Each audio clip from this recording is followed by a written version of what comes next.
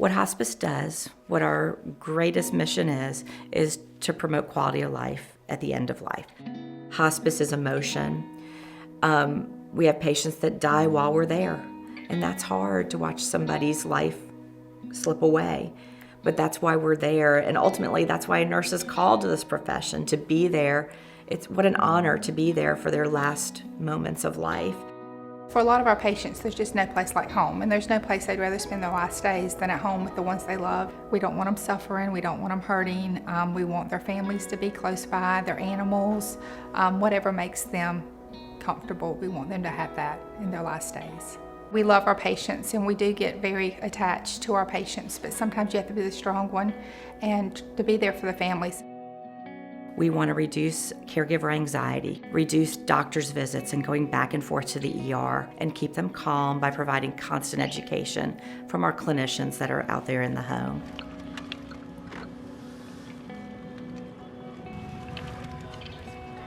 Normally I start my day seeing my patients about 8 o'clock in the morning.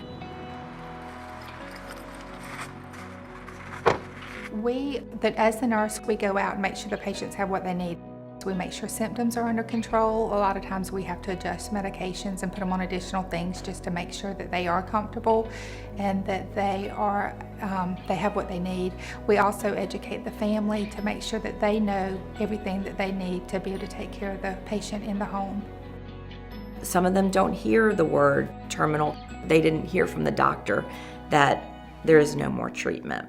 So it's an education. The nurse is now having to educate not only about hospice, which the family might panic about that word. They're just on this emotional roller coaster. It's hard. So that's when you kind of have to put your pen down, look eyeball to eyeball with your patient's family, and just have a conversation.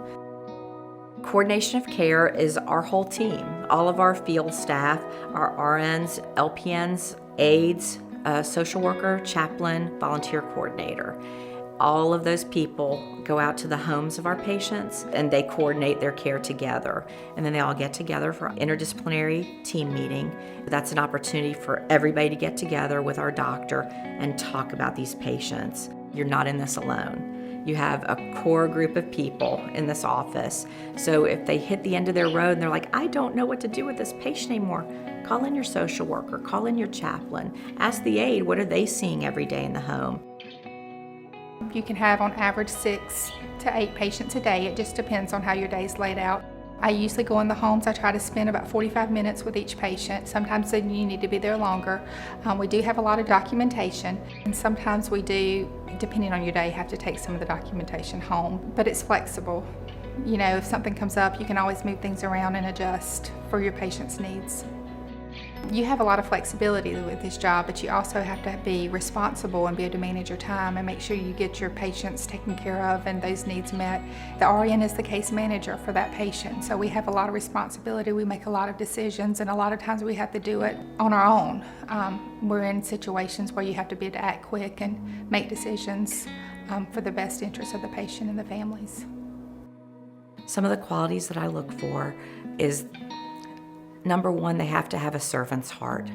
They have to really understand that they're meeting the quality of life of the patient. The goal is not to cure. The goal is to take care of these patients. And sometimes that means they're sitting there with their computer, but they've got to really talk to these families and educate these families. And of course, the electronic medical record is very important. Home care home base is helpful because we're able to access all of our patients' information, all their medical records in one place. Home care home base is our medical platform, our electronic medical platform, and it tracks mileage for them.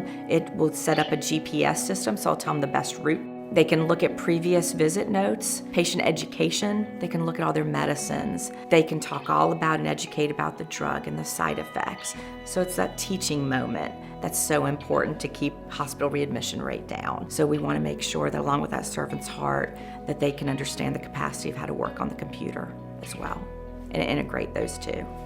As a hospice nurse or clinician, you're going to find yourself in a lot of different home environments, and you have to ever change and never be judgmental. That's where the patient lives. We have to honor and respect that. It is emotional work, and it's hard. you get involved in these patients' lives. The nurses are there 2, 3, 4 times a week. The aides are in there every day. You're part of the family. And that's something you don't get in a hospital setting or a doctor's office setting or even in a long-term care setting. It goes back to the servant's heart. All they want to do is take care of this patient.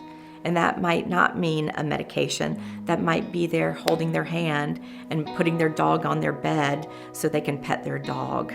I've been doing hospice for 19 years.